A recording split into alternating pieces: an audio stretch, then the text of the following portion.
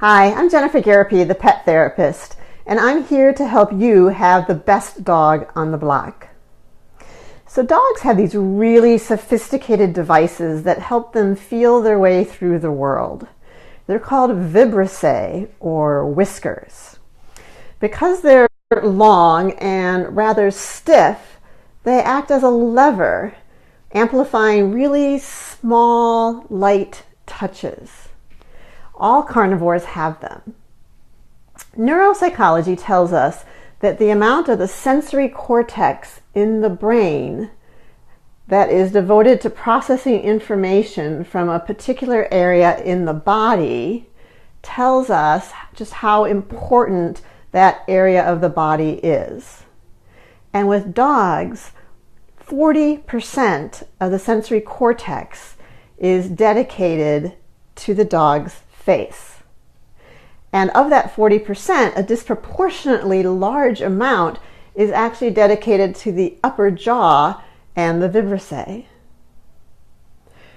You can actually map each individual whisker to a particular area in the brain.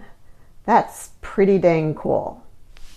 Now, some dog groomers are unaware of the importance of the vibrissae or the whiskers, and they tend to view them as just purely cosmetic, like the hair on a man's face. And so they amputate them, which is uncomfortable and stressful for the dog. Your dog groomer is even more likely to do this if she knows that you're entering the dog into a conformation event or other type of dog show. And some people like to do it because they think that it gives the dog's head like a cleaner look. However, these vibrissae are really important, and there's three major reasons why. One is because they help prevent your dog from colliding into objects. Two, they serve as an early warning device that something is near their face. And three, because it keeps approaching objects and dust and dirt and so forth from damaging the dog's face and eyes. Now, most animals use vibrissae similarly to how a blind person uses a cane. When the dog approaches an object, the muscles that control the vibrissae move the vibrissae slightly forward. And then when the dog moves his head, the vibrissae actually touch up or whisk up against the object.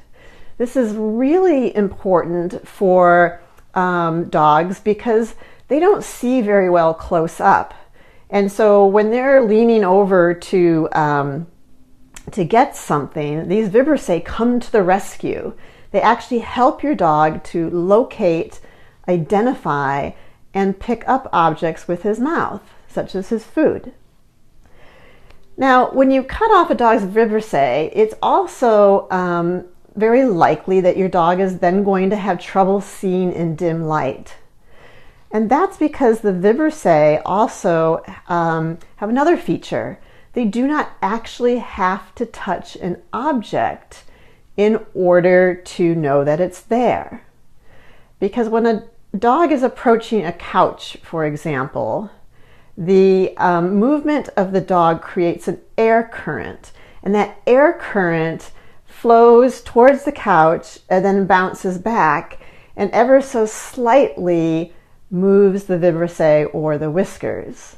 And that lets the dog know that the couch is there. So the way that I look at this is that bats use sonar and dogs use vibrissae or whiskers. Thank you so much for watching. I hope this was helpful and informative to you, and I hope you have a great rest of your day. Thanks.